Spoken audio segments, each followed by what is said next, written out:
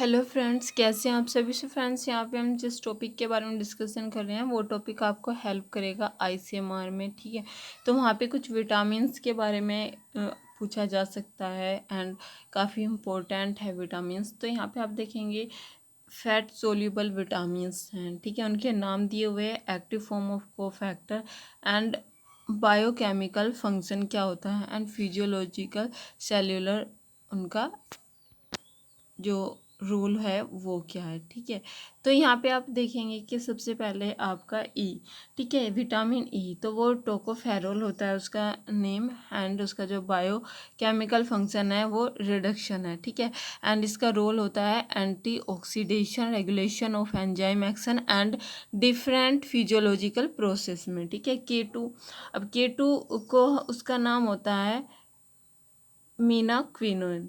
ठीक है, मीना क्विनोन आपका इनका नाम है एंड इसका बायोलॉजिकल जो फंक्शन है वो है ग्लूटामेट लैम्डा कार्बोक्सिलेशन। ठीक है, एंड इसका रोल होता है ब्लड क्लोटिंग में and other maintaining bone density. ठीक है, जो आपका विटामिन डी है उसका नाम होता है कैल्सीफेरोल और इसका कोफैक्टर है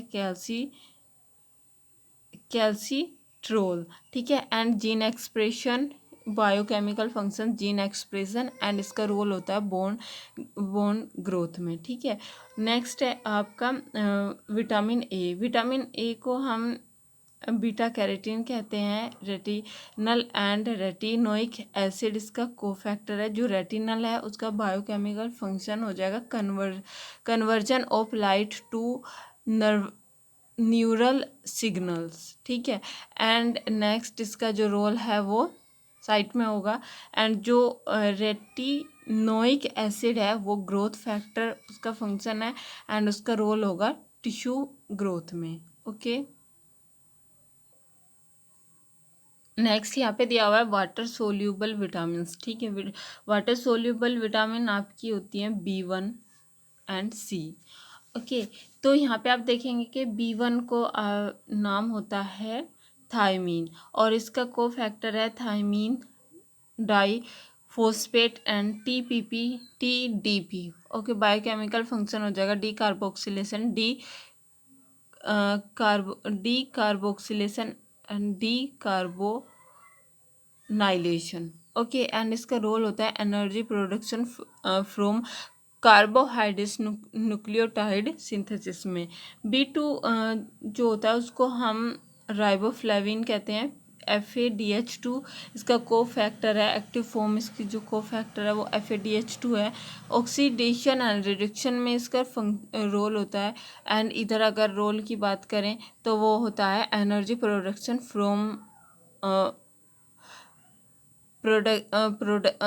energy production from food stuff, lipid back break down and synthesis. ठीक है, नेक्स्ट है आपका B3 को हम नियासिन बोलते हैं। NADH इसका को फैक्टर है।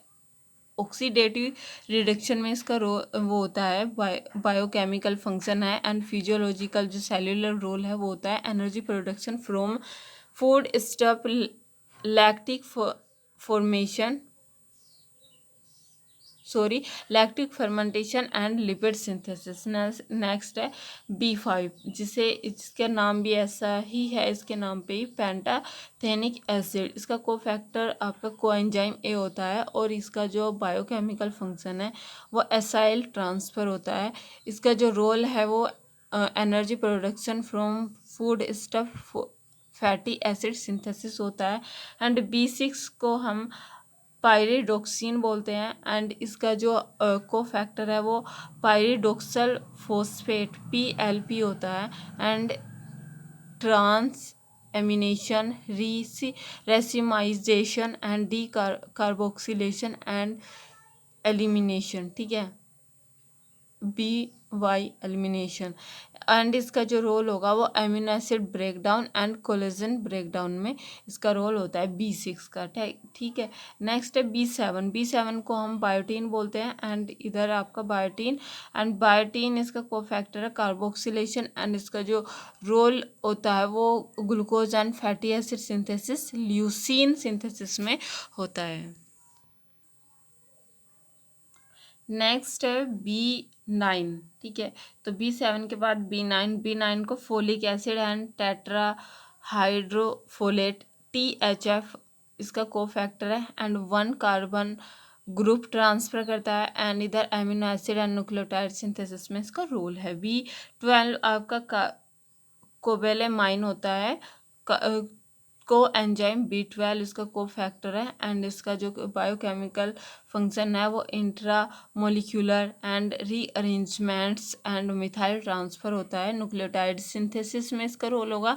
एमिनो एसिड मेटाबॉलिज्म में fatty acid break down and folic acid break down में B12 का रोल होता है। इधर आपका जब B एंड C आपका क्या होते हैं वाटर सोल्यूबल विटामिन है, तो इसमें जो C है वो आपका क्या होगा, C आपका एस्कोकार्बिक एसिड होता है।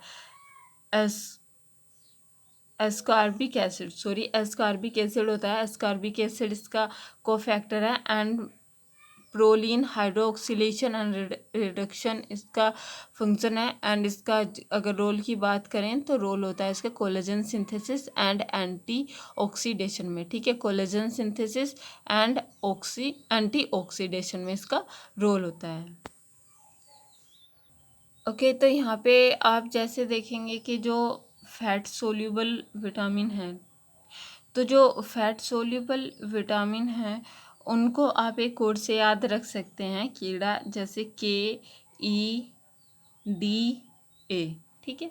KEDA ये आपकी फैट सोल्यूबल होती है, बाकी बची B एंड C ये आपका वाटर सोल्यूबल होती है। ठीक है। एक बार आप और इनका नेम रिवाइज कर सकते हैं। E को आप टोकोफेरोल एंड K2 को मेनाक्विनोन, D को कैल्सीफेरोल, A को बीटा कैरोटीन बोलते हैं। एंड इधर आपका B1 को थायमीन, B2 को राइबोफ्लेविन, B3 को नियासिन, B5 को पेंटोथेनिक एसिड एंड B6 को पायरिडोक्सिन हम बोलते हैं। इधर आपका जो B7 है बायोटीन एंड B7 को बायोटीन, B9 को फोलिक एसिड एंड B12 को कार्बोलेमाइन एंड इसका कोफैक्टर है आपका कोएंजाइम B12 एंड C को कार्बोक्सिक एसिड एंड इसका कोफैक्टर भी कार्बोक्सिक एसिड है। फोलिक एसिड का आपका THF है। बायोटीन का बायोटीन, पायरिडोक्सिन का PLP है, पायरिडोक्सल फोस्फेट एंड पेंटोथेनिक एसिड का कोएंजाइम A होता है जो एसाइल ट्रांसफर के लिए होता है। इधर आपका इन सब के लिए है कार्बोक्सिलेशन के बायोटीन हो गया। 1 कार्बन ग्रुप के लिए आपका THF है and intermolecular rearrangement methyl transfer के लिए कोएंजाइम B12 होता है। ठीक है। ओके। इधर कुछ डिजीज़ दी गई हैं और इधर विटामिन दी गई हैं कि किसकी डेफिशिएंसी से कौन सी डिजीज़ होती है। ठीक है।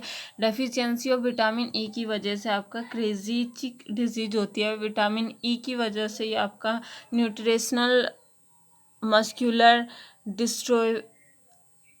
डिस्ट्रोफाई एंड वाइट मसल डिजीज़ होती है। विटामिन A की वजह से न्यूट्रिशनल रप होता है एंड पिग पेलेग्रा आपका नियासिन की वजह से होता है एंड B2 की वजह से आपका चिलोसिस होता है। इधर B5 की वजह से ब्लैक टंग होती है एंड आपका जो B2 है deficiency of vitamin B2 curled toe paralysis होता है। पर्नीसियस एनीमिया आपका B12 की वजह से होता है जो काफ़ी इम्पोर्टेंट है एंड गोस स्टेपिंग आपका B3 एंड B6 की वजह से हो रहा है एंड पोली न्यूरिटाइस न्यूरिटिस आपका B1 की वजह से होता है, ठीक है। तो आप ये डेफिशिएंसी भी आप थोड़ा एक बार इनको लर्न कर सकते हैं। ओके, यहाँ पे कुछ RNA दिए हुए हैं, जैसे आपका mRNA, ठीक है। तो यहाँ पे जो आपका mRNA होता है वो RNA पॉलीमरेज ट्रांसक्रिप्शन में हेल्प करेगा। rRNA आपका जैसे 70S RNA आपका होता है, जो 70S RNA होता है, ये आपका क्या होता है, 50S लार्ज सब यूनिट एंड 30S स्मॉल सब यूनिट का बना होता है। जो 50S लार्ज सब यूनिट होती है उसमें आपका होता है 23S RNA एंड 5S, ठीक है।